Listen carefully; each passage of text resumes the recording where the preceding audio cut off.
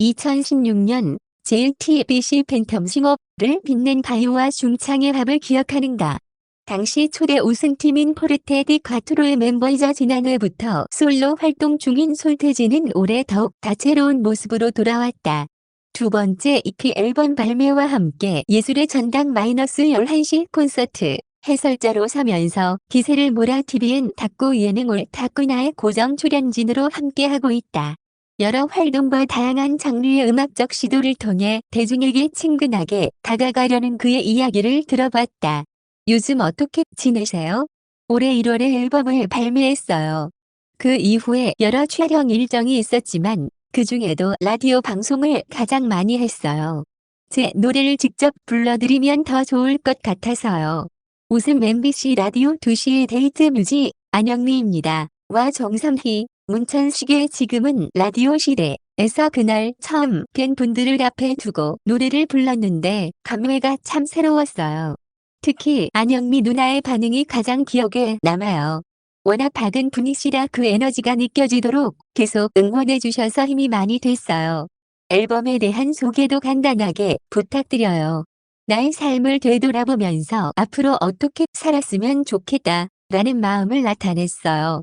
김이나 작사가님과 함께 했는데 가사에 시적이고 철학적인 의미가 담겨 있어요.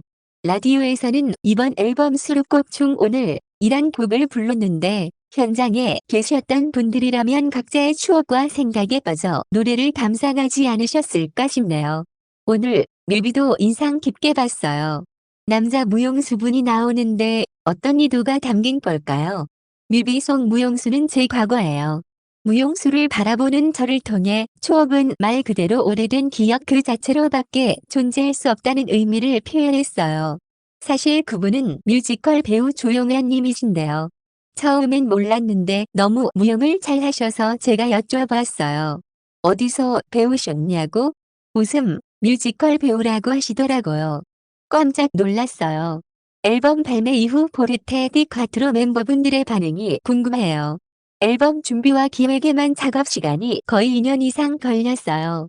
그 과정을 옆에서 지켜봤던 친구들이라 고생했다. 오래 기다렸는데 드디어 나왔구나 라는 말을 많이 해주었어요. 멤버분들과 우정이 돈독할 것 같아요. 처음 다 같이 만났을 때 기분은 어땠어요? 사실 그때는 누구와 팀이 결성되든 다 좋았어요.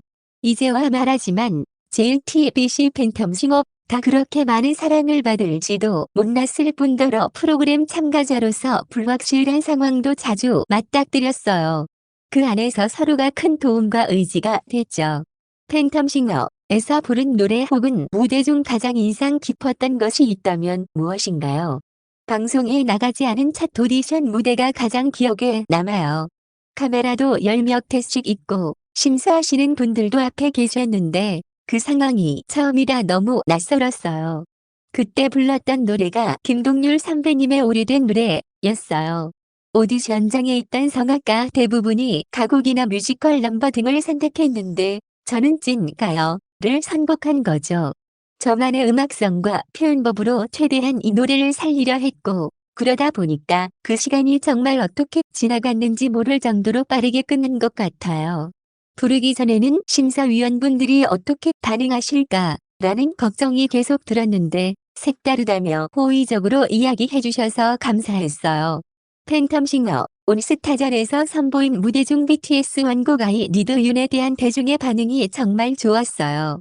화음도 음색도 모두 한 편의 뮤지컬을 보는 것 같았는데 곡을 재해석하실 때 어떤 것에 가장 중점을 두셨는지 궁금해요.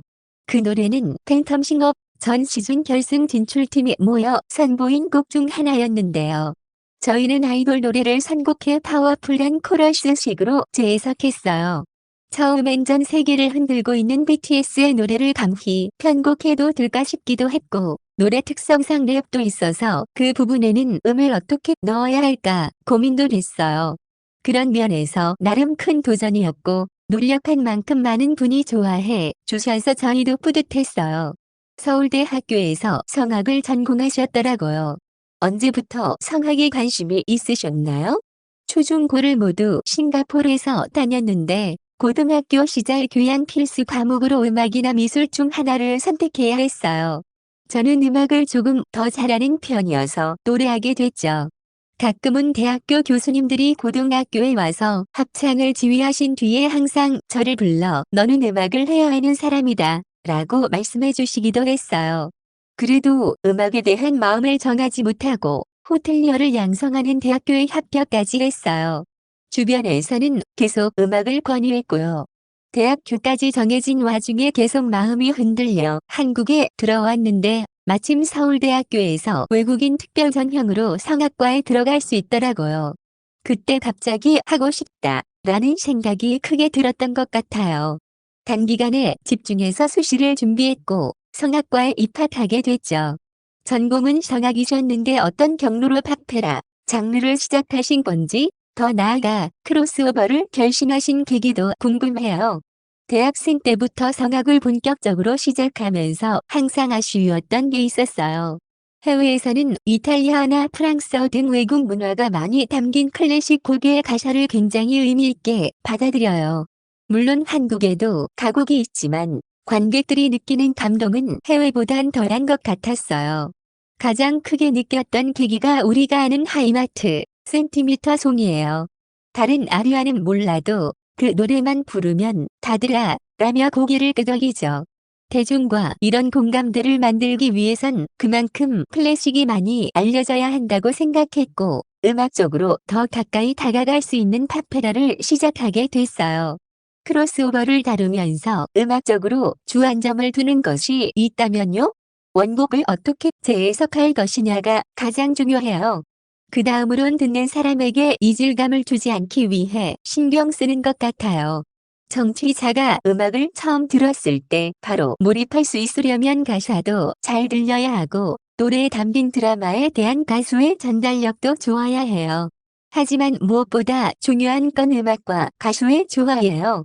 그래서 저는 성악가 느낌은 덜고 저만의 특색 있는 목소리로 원곡을 재해석해 질감 없이 들려드리려고 해요. 예술의 전당 11시 콘서트, 새로운 먹을 맡고 계신데요. 발탁되신 소감 여쭙고 싶어요. 국내 대표 마틴의 콘서트가 예술의 전당 11시 콘서트잖아요.